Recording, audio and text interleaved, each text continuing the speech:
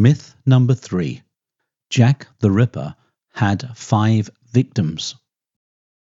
So well established is the idea of the canonical 5 victims of Jack the Ripper that the figure is now rarely questioned. However, the truth is that nobody knows for certain how many victims Jack the Ripper did have. How could they? Since we don't actually know who Jack the Ripper was, it is impossible to give a definitive answer as to the exact number of his victims. It should be remembered that the police dossier on the Whitechapel murders contains the names of 11 victims, beginning with Emma Smith, who was murdered in April 1888, and ending with Francis Coles, murdered in February 1891. Today, it is impossible to say with certainty how many of those 11 were murdered by the same person. There may also have been other victims, such as the Thames Torso murders and several similar crimes carried out in different parts of the world in the years after his London reign of terror had ended. Even those close to the investigation at the time couldn't agree on which victims were murdered by the same killer. It is sometimes stated that one of the first people to express belief in the murderers having 5 victims was A Division's police surgeon, Dr. Thomas Bond. This isn't, strictly speaking, true.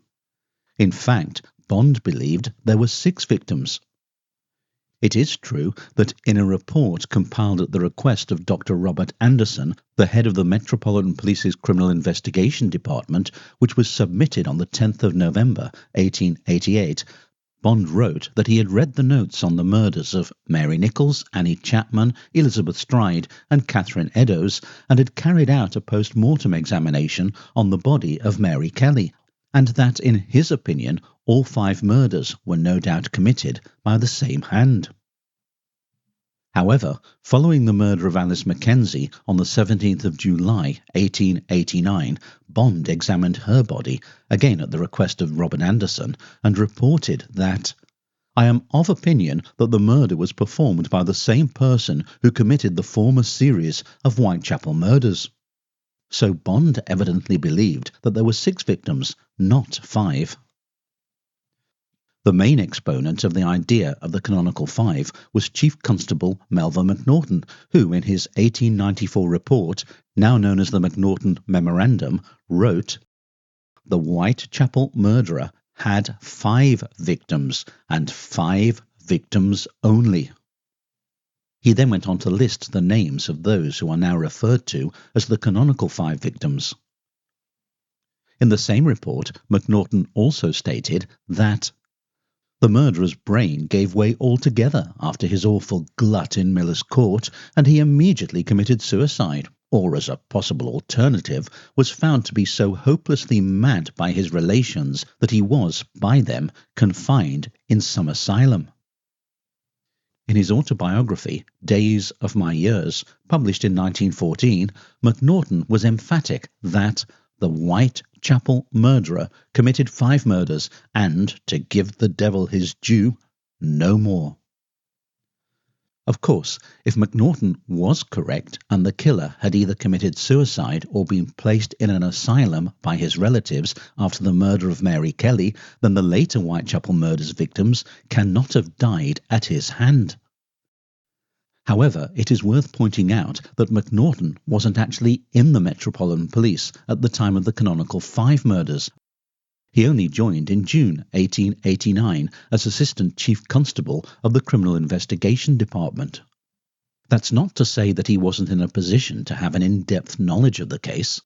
On the contrary, he would later become the Chief Constable, and by the time of his retirement in 1913, he had risen to the post of Assistant Commissioner. So he would certainly have had access to or knowledge of the lines of inquiry that were being pursued at the time of the atrocities, and of course the investigations into the crimes continued for several years, and he certainly took an active role in the investigations after he joined the Metropolitan Police. But his certainty as to there having been 5 victims and 5 victims only was not shared by some of his colleagues, several of whom considered Martha Tabram, murdered on the 7th of August 1888, the first victim of Jack the Ripper.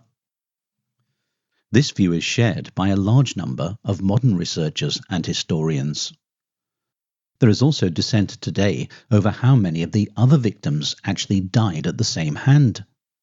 Some Ripperologists dismiss Elizabeth Stride and Mary Kelly as having been victims of the same killer as Mary Nichols, Annie Chapman and Catherine Eddowes, whilst others promote the idea that all the Whitechapel atrocities, as well as the Thames Torso murders, were carried out by Jack the Ripper.